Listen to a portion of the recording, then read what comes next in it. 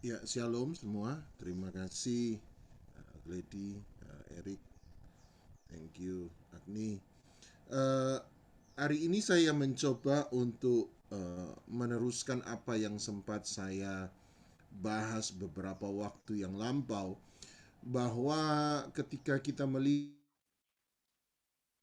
Lukas 15 terutama anak yang terhilang, maka kita dapat melihat bahwa ada tiga perubahan yang perlu dialami oleh anak yang terhilang. Nomor satu, kita sudah melihat bahwa anak terhilang perlu mengalami perubahan lokasi, perlu mengalami perubahan posisi. Dari kandang babi, dia perlu kembali lagi ke rumah sang bapa. Jadi perubahan pertama adalah perubahan lokasi atau perubahan posisi. Yang kedua, saya bahas bahwa kita perlu melihat bahwa anak bungsu ini selain mengalami perubahan lokasi atau posisi, dia juga perlu mengalami perubahan relasi. Dia perlu untuk mengalami perubahan relasi dari seseorang yang beranggapan bahwa dia berkata pada dirinya sendiri, aku telah berdosa kepada Bapa, aku telah berdosa kepada sorga, oleh sebab itu aku tidak layak lagi untuk jadi anak Bapa, jadikan aku orang upahan Bapa. Jadi secara mentalitas dia datang bukan sebagai anak, tetapi dia datang sebagai hamba, dia datang sebagai orang upahan sang Bapa. Dan saya mengatakan bahwa betul kita hamba Tuhan, tetapi sekalipun kita adalah hambanya Dia, Dia tidak pernah memperlakukan kita sebagai budaknya. Dan bahkan Dia mengambil kita hamba-hambanya menjadi anak-anaknya sebenarnya. Dan itu yang dilakukan oleh sang bapa ketika anak bungsu itu kembali. Ketika anak bungsu hendak berkata, aku telah berdosa kepada sorga, aku telah berdosa pada Bapa, dia belum sempat berkata, jadikan aku orang upahan Bapa. Seakan-akan sang Bapa memutus perkataan anak bungsu dan menyuruh hamba-hambanya untuk memberikan kepada anak bungsu itu jubah yang baru, untuk memberikan kepadanya cincin, meterai, untuk memberikan kepadanya kasut yang baru, yang menjadi tanda keputraan dari sang anak. Jadi dia perlu untuk melihat ada perubahan yang namanya relasi. Dari mentalitas seorang hamba, mentalitas seorang budak, dia datang kepada mentalitas seorang putra atau mentalitas seorang anak. Dan yang ketiga yang perlu berubah adalah perubahan hati. Perubahan hati atau motivasi hati. Dia perlu mengalami tiga perubahan ini, dari perubahan lokasi, perubahan relasi, dan yang ketiga adalah perubahan hati atau motivasi hati. Dari seorang anak yang sangat egois berubah menjadi seorang yang harus peduli dengan orang lain. Nah, kita sudah bahas bahwa yang pertama, ketika orang berdosa, memang nomor satu kita sudah bahas, memang terjadi yang namanya perubahan lokasi atau perubahan posisi. Tidak bicara tentang lokasi secara fisik saja, tetapi bicara tentang posisi. Matius 6 ayat 31 sampai 33 saya tinggalkan bagi Anda beberapa waktu yang lalu. Matius 6 ayat 31 sampai ayat 33, di mana Tuhan Yesus berkata, sebab itu janganlah kamu khawatir dan berkata, apakah yang akan kami makan? Apakah yang akan kami minum? Apakah yang akan kami pakai? Semua itu dicari oleh bangsa-bangsa yang tidak mengenal Allah. Akan tetapi Bapamu yang di sorga tahu bahwa kamu memerlukan semuanya itu. Ayat 33, tetapi carilah dahulu kerajaan Allah dan kebenarannya, maka semuanya itu akan ditambahkan kepadamu. Matius 6 ayat 32 terutama menunjukkan kepada kita bahwa memang ada posisi yang disebut sebagai bangsa-bangsa yang tidak mengenal Allah. Dan kalau ada posisi bangsa-bangsa yang tidak mengenal Allah, maka ada posisi bangsa-bangsa yang mengenal Allah. Pertanyaannya adalah, dari mana saya tahu bahwa posisi saya ada pada bangsa-bangsa yang mengenal Allah atau ada pada bangsa-bangsa yang tidak mengenal Allah? Dari mana saya tahu posisi saya di hadapan Tuhan? Apakah saya adalah orang yang mengenal Allah atau yang tidak mengenal Allah? Menjadi Kristen dan sekedar hanya menjadi Kristen tidak pernah menjadikan Anda dan saya sebagai orang-orang yang mengenal Allah. Sebab ada banyak orang mengaku Kristen, tetapi sesungguhnya mereka benar-benar tidak mengerti bahwa posisi mereka di hadapan Tuhan, tindakan mereka, kelakuan mereka menunjukkan bahwa mereka adalah orang-orang yang tidak mengenal Allah. Nah, oleh sebab itu kita perlu tahu, dari mana saya tahu bahwa saya ada pada posisi yang benar. Saya mengenal Allah atau saya tidak mengenal Allah. Saya mencoba untuk memaparkan pada Anda bahwa ada dua tanda penting. Nomor satu, bahwa ayat 33 berkata, carilah dahulu kerajaan Allah dan kebenarannya. Dari mana saya tahu bahwa saya orang mengenal Allah, atau dari mana saya tahu saya adalah orang yang tidak mengenal Allah? Dari mana saya tahu posisi saya di hadapan Tuhan? Nomor satu, lihat pada prioritas. Sebab ayat 33 berkata, carilah dahulu. Artinya apa prioritas kita? Sebab posisi seseorang menunjukkan prioritas orang tersebut. Apa prioritas Anda? Untuk mengenal kita ada orang yang mengenal Allah atau tidak, lihat pada prioritas dalam kehidupan Anda dan saya. Sebab posisi nomor satu selalu menentukan prioritas. Posisi menentukan prioritas. Nah, dari mana saya tahu bahwa prioritas saya benar atau tidak?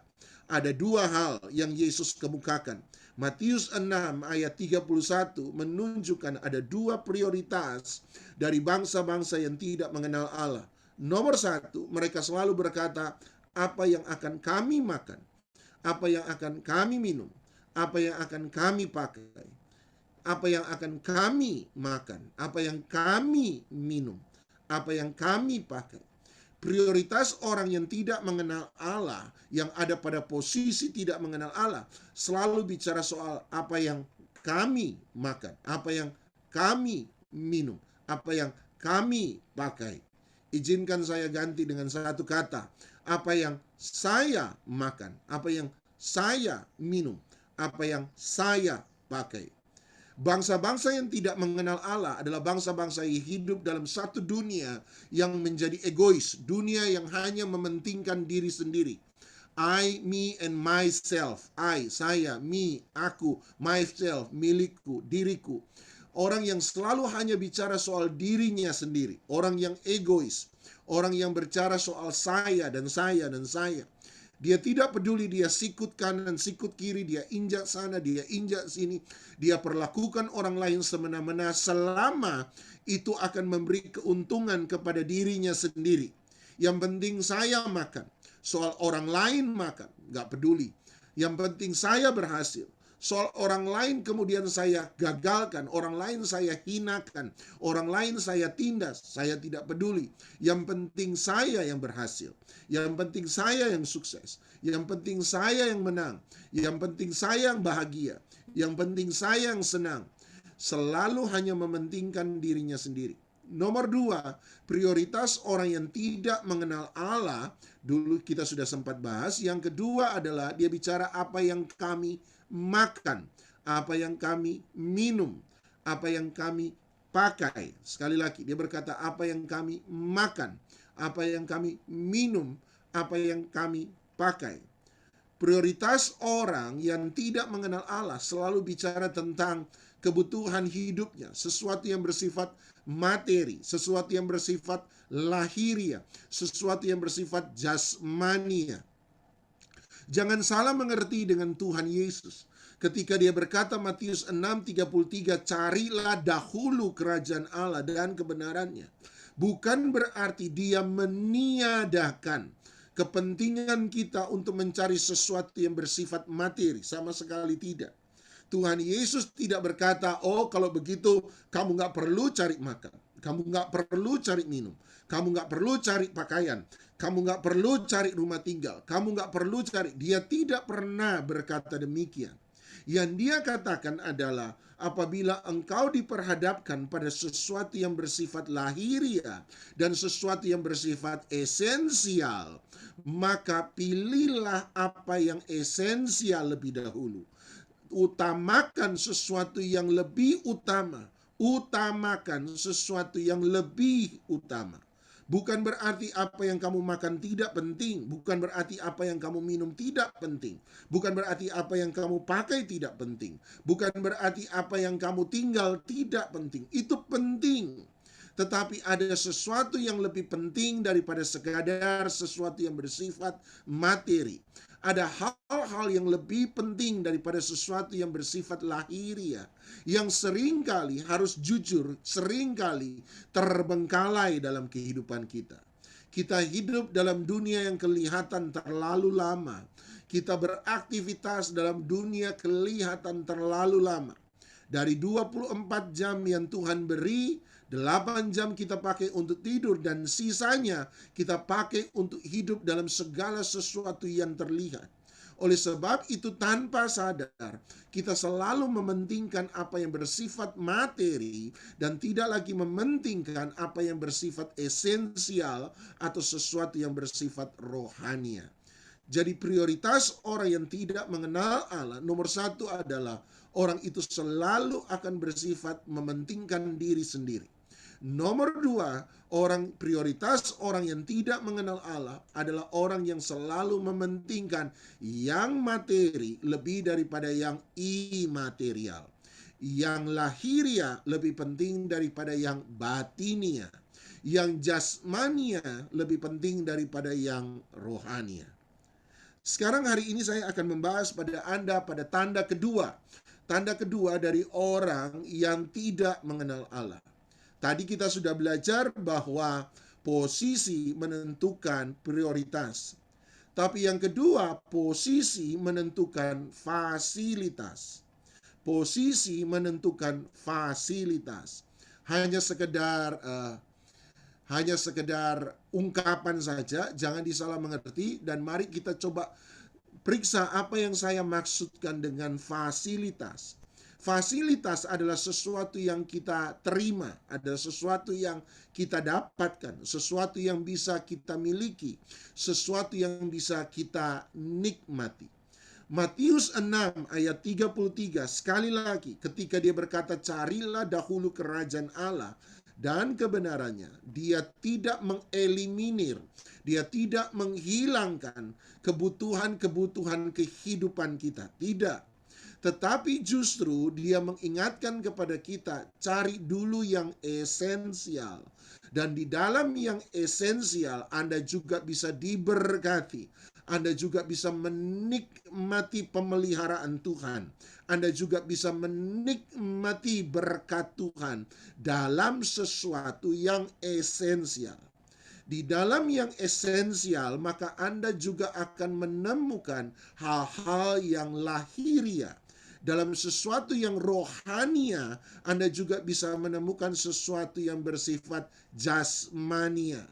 Ketika rohani kita benar, menurut Matius 6:33, maka seharusnya kalau yang di dalam kita benar, maka apa yang ada di luar pun akan menjadi benar. Contoh paling jelas adalah Mazmur 91. Mazmur 91 bicara tentang bagaimana kehidupan di dalam hadirat Tuhan. Sebab Mazmur 91 dimulai dengan ketika aku ada dalam naungan yang maha tinggi. Aku ada dalam hadirat Tuhan. Tetapi ketika yang di dalam, yang rohania, yang batinia, yang ada di dalam kita, ada dalam hubungan yang benar dengan Tuhan, tiba-tiba Mazmur 91 mulai bicara tentang perlindungan yang terjadi di luar kita. Lihat, ketika yang di dalam ada dalam lindungan yang maha tinggi, yang di dalam kita, yang rohani kita, ada di dalam hadirat Tuhan, maka tubuh jasmania kita pun mengalami perlindungan secara fisik. Oleh sebab itu saya percaya apa yang ada di dalam roh kita, apa yang ada di dalam hati jiwa kita, itu menentukan apa yang akan kita alami di luar kita. Sebab yang di luar kita hanyalah cerminan dari apa yang ada di dalam kita. Sekali lagi, yang di luar kita hanyalah cerminan dari apa yang ada di dalam kita. Jagalah hatimu dengan segala kewaspadaan, karena dari situlah terpancar apa? Kehidupan. Sebab Anda lihat, hidup yang di luar hanyalah hasil dari apa yang ada di dalam kita. Jadi Tuhan Yesus mengingatkan, utamakan, bukan berarti tidak peduli dengan yang kelihatan, tetapi mari utamakan lebih dahulu yang esensial. Yang esensial, maka yang di luar, fasilitas, berkat, perlindungan, pemeliharaan Tuhan, pertolongan Tuhan, tuntunan Tuhan, mujizat Tuhan akan kita alami dalam kehidupan kita. Hal yang paling esensi kalau Anda melihat kedua hal ini, Matius 6:33, hubungan tentang kerajaan sorga yang ada di dalam kita dengan fasilitas, berkat, pemeliharaan Tuhan di luar kita, menunjukkan bahwa berarti semua yang kita dapatkan, semua yang kita alami, semua yang kita miliki sesungguhnya hanyalah kasih karunia Tuhan. Renungkan Matius 6:33 dengan baik. Dia berkata, kalau kamu cari yang rohani, kamu gak cari yang jasmani dulu, kamu utamakan yang rohani dulu. Nomor satu, cari dulu yang rohani, habis itu kemudian kamu lakukan yang jasmani. Tetapi kalau kamu cari yang rohani, maka Tuhan akan memberkati engkau. Semua yang engkau perlukan, makan, minum, pakai, Tuhan akan tambahkan. Perhatikan kata tambahkan. Berarti saya tidak mengutamakan itu, saya tidak mengejar itu. Tetapi ketika saya mengejar yang rohani, maka yang jasmani ditambahkan. Nah, kata ditambahkan berarti semua yang saya dapatkan secara jasmani, semua fasilitas yang saya miliki secara jasmani, sebenarnya adalah hasil dari pemberian Tuhan, kasih karunia Tuhan kepada kita. Semoga Anda mengerti. Saya cari yang rohani. Dia berkata, carilah dahulu yang rohani. Sebab sesungguhnya kalau kamu cari yang rohani, maka Tuhan akan menambahkan yang jasmani. Maka Tuhan akan memberkati semua pekerjaanmu. Maka Tuhan akan memberkati semua usahamu. Maka Tuhan akan menolong engkau saat engkau membutuhkan. Maka Tuhan akan menuntun langkahmu. Berarti berkat Tuhan secara jasmani sebenarnya adalah kasih karunia, sesuatu yang ditambahkan kepada kita. Mari Anda lihat Mazmur 127. Mazmur 127. Semoga ini dapat membuat Anda mengerti dengan lebih baik. Mazmur 127. Mazmur 127 ayat 1 dan 2. Ini nyanyian ziarah dari Salomo. Mazmur 127 ayat 1, ayat terkenal. Jikalau bukan Tuhan yang membangun rumah, sia-sialah usaha orang yang membangunnya. Perhatikan, Tuhan tidak pernah mengeliminir usaha orang.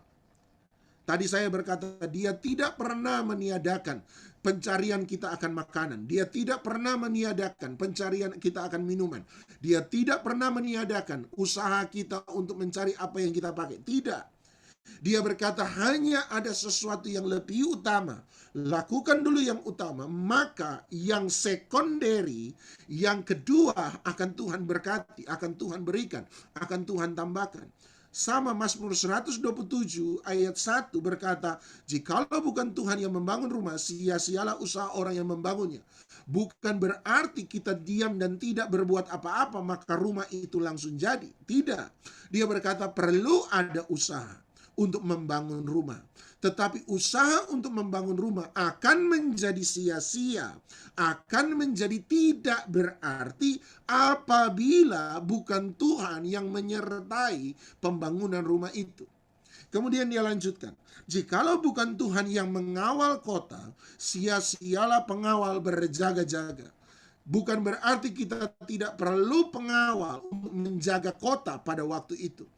Tetapi dia berkata perlu ada pengawal untuk menjaga kota, tetapi sumber perlindunganmu, gantungan perlindunganmu, itu bukan pada usaha manusia, tetapi pada perlindungan Tuhan. Itu yang dia mau katakan. Dia berkata sia-sialah orang membangun rumah. Bukan berarti usaha itu tidak perlu. Tetapi usaha untuk berhasil bukan diletakkan pada usaha manusia. Tetapi sepenuhnya ada pada berkat dan perkenanan Tuhan.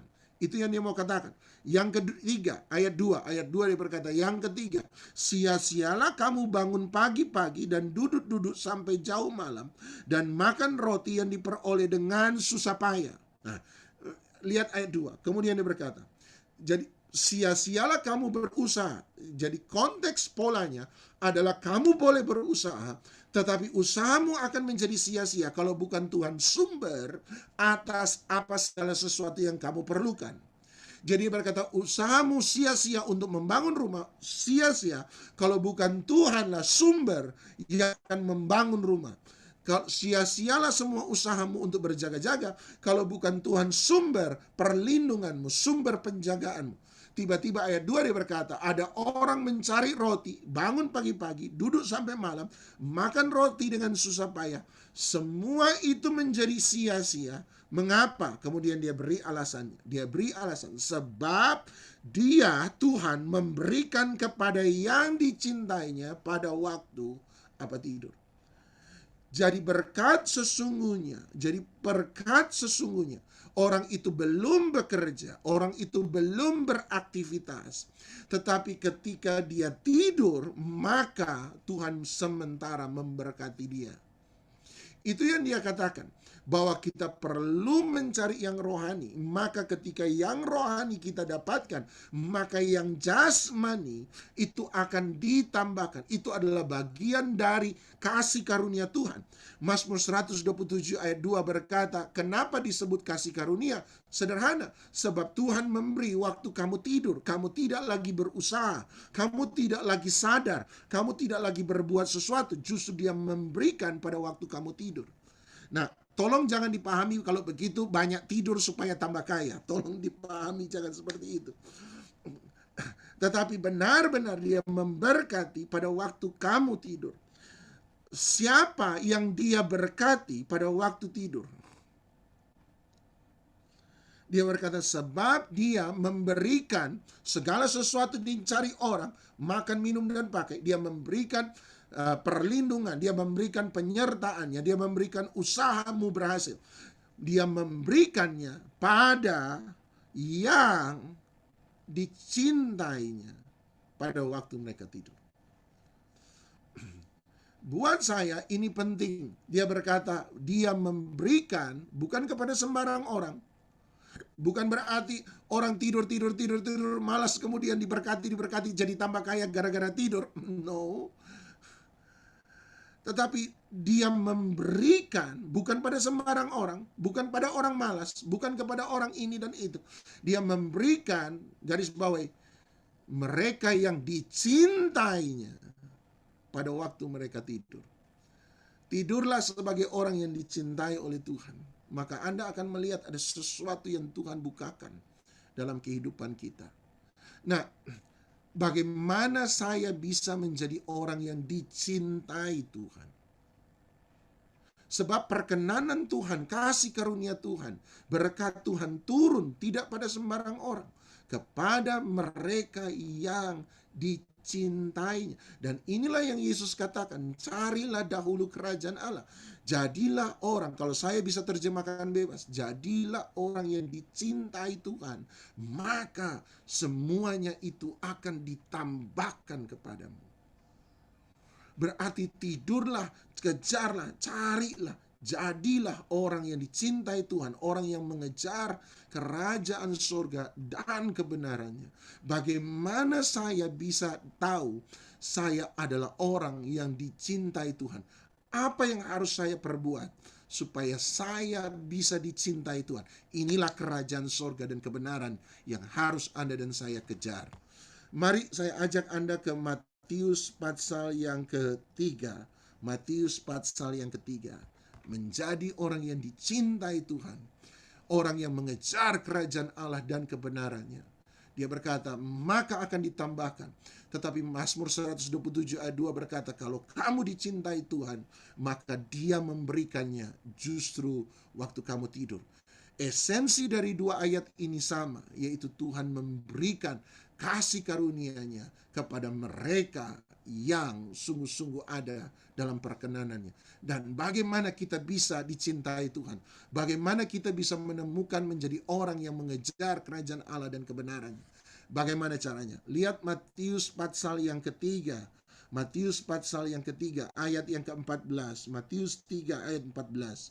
Matius 3:14. Jadilah orang yang dicintai Tuhan, jadilah orang yang mengejar kerajaan Allah dan kebenarannya. Bagaimana caranya? Matius 3:14. Tetapi Yohanes mencegah Yesus, katanya, akulah yang perlu dibaptis olehmu dan engkau yang datang kepadaku. Lalu Yesus menjawab, katanya kepadanya, biarlah hal itu terjadi, karena demikianlah sepatutnya kita menggenapkan seluruh kehendak Allah. Dan Yohanes pun menurutinya. Sesudah dibaptis, Yesus segera keluar dari air. Dan pada waktu itu juga langit terbuka, dan dia melihat Roh Allah seperti burung merpati turun ke atasnya. Lalu terdengarlah suara dari sorga yang mengatakan sama-sama, inilah anakku yang kucintai, kukasihi, kepadanya lah aku berkenan. Mazmur 127 ayat 2 berkata, jadilah orang yang dicintai Tuhan, orang yang dikasihi Tuhan, sebab Dia memberikan kepada yang dicintainya, dikasihinya. Dia memberikan pada waktu mereka tidur. Dan buat saya sama, ketika Matius 6:33, carilah dahulu kerajaan Allah dan kebenarannya, maka Dia akan menambahkan, engkau tidak lagi berusaha, tetapi Dia melimpahkan itu kepadamu sebagai bagian dari kasih karunia. Bagaimana saya menjadi orang yang dicintai Tuhan? Bagaimana saya menjadi orang yang mengejar kerajaan Allah dan kebenarannya? Matius 3, dalam peristiwa Yesus dibaptis, tiba-tiba terdengar suara dari sorga yang berkata, inilah anak yang kucintai. Siapa yang Dia cintai? Yesus. Yesus adalah anak yang dicintai. Apa yang membuat Yesus kemudian ada kesaksian dari sorga berkata, dialah anak yang kucintai? Dua saja. Nomor satu, lihat ayat yang ke-15. 15, ayat 15. Yesus berkata, biarlah hal itu terjadi, karena demikianlah sepatutnya kita menggenapkan seluruh kehendak Allah dalam kehidupan Anda dan saya. Jadi nomor satu, bagaimana saya menjadi anak yang dicintai? Sederhana. Bagaimana saya menjadi anak yang dikasihi oleh Tuhan? Sederhana. Nomor satu adalah saya belajar untuk menggenapi seluruh kehendak Allah dalam kehidupan kita. Dan Alkitab berkata Yohanes pun menurutinya. Yohanes obey, Yohanes taat, Yohanes ada dalam ketaatan. Ketaatan membawa kita dalam perkenanan Tuhan. Saya bilang begini, Tuhan cinta semua orang, tetapi Dia tidak berkenan kepada semua orang. Tuhan mengasihi semua orang, tetapi tidak semua orang membuat Dia suka. Tidak semua orang itu menyenangkan hatinya. Yesus menjadi anak yang berkenan, anak yang dicintai dan berkenan kepada Allah Bapa. Sebab nomor satu, bukan hanya karena Dia anak, tetapi yang kedua adalah sebab Dia hidup untuk menggenapkan semua kehendak Bapa dalam kehidupannya. Obedience, ketaatan itu tidak pernah lahir dari sebuah aturan agama yang mati, tetapi ketaatan lahir dari sebuah kerinduan untuk menyukakan, menyenangkan hati Bapa yang mengasihi kita.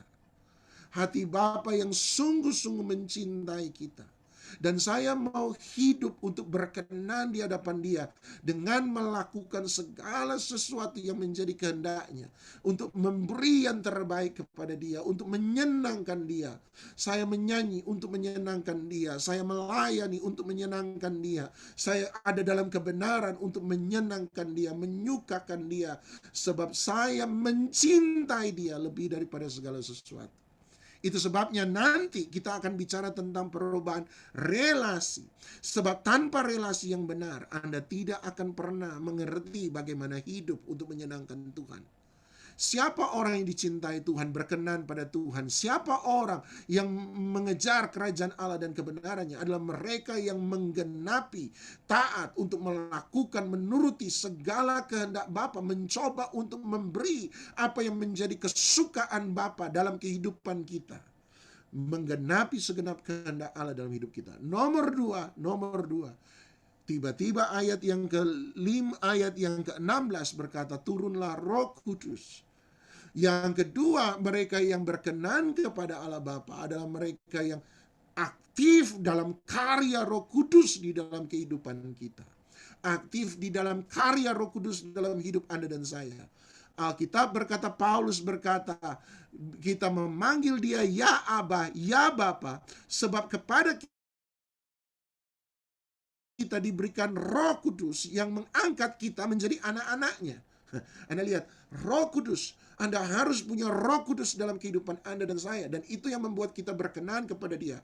Roh yang membuat kita hidup dalam kebenaran. Roh yang membuat kita hidup dalam sukacita. Bahkan, tadi saya berkata, orang yang berkenan kepada Allah, orang yang dicintai oleh Allah, adalah orang yang mengejar, sama dengan orang yang mencari kerajaan sorga dan kebenarannya.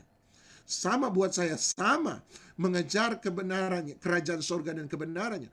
Paulus kemudian berkata begini dalam Roma. Paulus berkata, kerajaan Allah memang bukan soal makan dan minum, tetapi kerajaan Allah bicara soal, ada yang hafal? Kebenaran, sukacita, dan damai sejahtera di dalam apa? Roh Kudus. Jadi apa itu kerajaan Allah? Live in the Spirit. Hidup di dalam Roh Kudus. Punya hubungan dengan Roh Kudus. Makanya setelah itu kita harus bicara soal relasi.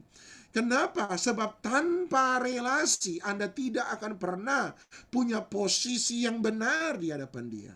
Siapa orang yang mengejar kerajaan sorga? Siapa orang yang punya kerajaan sorga? Mereka yang dicintai oleh Tuhan. Mereka yang berkenan kepada Tuhan. Siapa orang yang dicintai oleh Tuhan? Siapa orang yang berkenan pada Tuhan? Salah satunya adalah mereka yang live in the Spirit. Hidup di dalam Roh Kudus. Berjalan dituntun oleh Roh Kudus. Ngeroh itu bukan melakukan sesuatu yang aneh-aneh. Ngeroh, kata Paulus dalam Galatia, adalah hidup dipimpin oleh Roh. Dipimpin oleh Roh. Ngeroh bukan berarti kita melakukan sesuatu yang weird, yang aneh. No.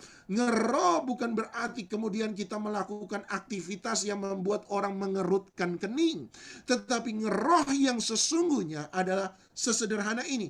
Hidup dipimpin oleh Roh Kudus. Hidup dipimpin oleh Roh Kudus. Bagaimana saya bisa melakukan kehendak Allah yang sempurna? Hidup dipimpin oleh Roh Kudus. Saya berdoa, biarlah dua hal ini menjadi panduan kita. Mari kita tidur, mari kita berusaha, mari kita beraktivitas sebagai orang yang dicintai oleh Tuhan. Siapa orang yang dicintai oleh Tuhan? Setara dengan Matius 6:33 adalah orang yang mencari kerajaan Allah dan kebenarannya. Iya, dari mana saya tahu saya dicintai Tuhan, berkenan pada Tuhan, mengejar kerajaan Allah dan kebenarannya? Satu, saya melakukan seluruh kehendak Allah. Saya menyenangkan Dia, melakukan apa yang Dia mau. Nomor dua, saya ada di dalam Roh. Saya ada di dalam tuntunan Roh Kudus. Langkah demi langkah hidup saya ada di dalam tuntunan Roh Kudus. Makanya ada lagu lama yang berkata, Roh Kudus, peganglah tanganku ya Roh Kudus, supaya Anda dan saya dipimpin oleh Dia, dituntun oleh Dia, dijamah oleh Dia, dijaga oleh Dia, dipelihara oleh Dia. Dan kalau kita hidup mengejar kerajaan Allah dan kebenarannya, maka kita akan melihat semuanya itu benar-benar ditambahkan dalam hidup kita.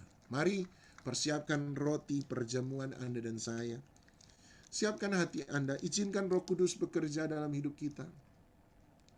Roh Kudus, hamba berdoa Engkau jamah, Engkau menuntun, Engkau berbicara kepada kami. Dan izinkan kami untuk belajar mendengar. Bekerjalah Roh Kudus, jamah setiap hati kami, peluk setiap kami. Biarlah kami hidup dalam the kingdom of God, kerajaan Allah, yaitu kebenaran, sukacita, dan damai sejahtera. Damai sejahtera, sukacita di dalam Roh Kudus. Penuhi kami Roh Kudus, jamah, penuhi kami dengan sukacita dan damai sejahtera, dengan kebenaran. Penuhi kami, penuhi, jamah. Yang lemah Engkau kuatkan, yang sementara meneteskan air mata, Engkau beri sukacita penghiburan. Jamah Roh Kudus, jamah. Ambil roti di tangan kanan Anda. Syadabata kaya rabasande. Syadabata kaya rabata. Syadabata kaya rabasande. Jamah.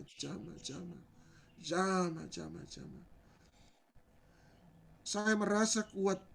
Mohon maaf, tapi saya merasa kuat. Ada orang-orang yang butuh untuk berseru, butuh untuk berteriak pada Roh Kudus hari ini. Sebab engkau merasa kering. Engkau merasa damai sejahteramu sementara bocor. Engkau merasa sukacitamu sementara bocor. Penyembahan terasa kering bagi engkau. Sebab tantangan begitu besar mungkin, masalah begitu besar, dan mungkin bahkan ada 1-2 orang. Ada rasa hidup Anda biasa-biasa saja, tapi tanpa sadar Anda mulai merasa kering. Dan kering, khotbah tidak lagi memuaskan Anda. Lagu pujian tidak lagi memuaskan Anda. Saya nggak tahu, tapi Roh Kudus mengarahkan. Hari ini panggil dia. Izinkan dia memeluk engkau. Biarkan dia turun atas hidup. Dia turun jamah. Supaya bagaikan air yang sementara mengalir, mengguyur engkau. Bukan membasahi, tapi dia guyur Anda. Kesegaran yang baru, Roh Kudus.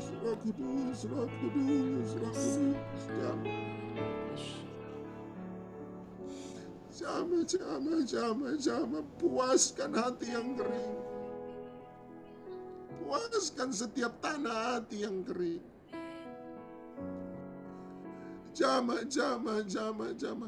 Itu sebabnya engkau gelisah hari-hari ini. Itu sebabnya engkau merasa semuanya seakan-akan tidak memberi kesukaan, kesenangan. Engkau merasa keluargamu baik bahkan, tetapi engkau merasa ada sesuatu yang kurang. Hari ini engkau butuh Roh Kudus. Undang dia. Panggil dia. Panggil ia. Dia roh yang lembut, dia tunggu engkau undang, baru kemudian dia datang. Dia tidak pernah paksa. Lihat dia ada di depanmu. Dia tunggu engkau panggil, dia masuk.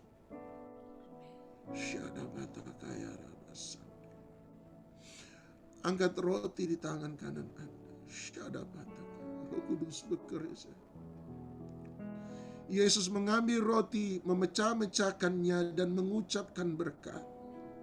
Dan berkata, inilah tubuhku yang telah diserahkan bagi kamu.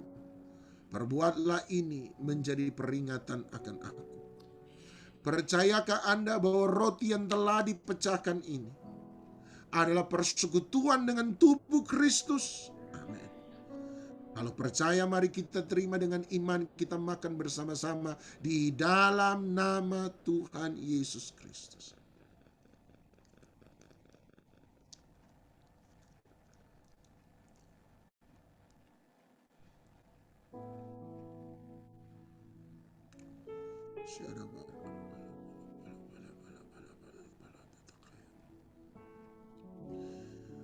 Yesus kemudian mengambil cawan anggur, mengucapkan syukur atasnya, dan berkata, "Inilah cawan perjanjian baru, darahku yang telah ditumpahkan untuk pengampunan dosa semua orang. Percayakah Anda bahwa cawan ucapan syukur ini adalah cawan persekutuan dengan darah Yesus?" Amin. Mari kita terima dengan iman, kita minum bersama-sama di dalam nama Tuhan Yesus Kristus. Bapa dalam surga, kami berdoa, kami bersama-sama sepakat satu hati mendoakan Bu Amanda Tuhan dalam nama Tuhan Yesus Kristus dalam ulang tahunnya, dan kami percaya bahwa dia menjadi anak yang berkenan, dikasihi oleh Tuhan. Dan biarlah hidupnya, keluarganya, masa depannya, pekerjaannya, segala sesuatu yang dikerjakan, lakukan pelayanannya, diberkati oleh Tuhan. Sebab semua yang dia perbuat biarlah adalah hal-hal yang berkenan kepadamu, menyenangkan hatimu. Hamba memperkatakan berkat, hamba mengucapkan berkat atas hidupnya, masa depannya. Engkau akan melihat sesuatu yang baru. Engkau akan mengalami teritori-teritori yang baru dalam kehidupan. Biarlah Tuhan menambahkan urapannya, sukacitanya, perlindungannya, berkatnya, damai sejahtera, dan visi-visi yang baru, karunia-karunia yang baru, usaha-usaha yang baru, dan Tuhan akan membukakan jalanmu. Dalam nama Tuhan Yesus Kristus, kami lepaskan berkat yang terbaik dari sorga untuk Bu Amanda sekeluarga di dalam nama Tuhan Yesus Kristus.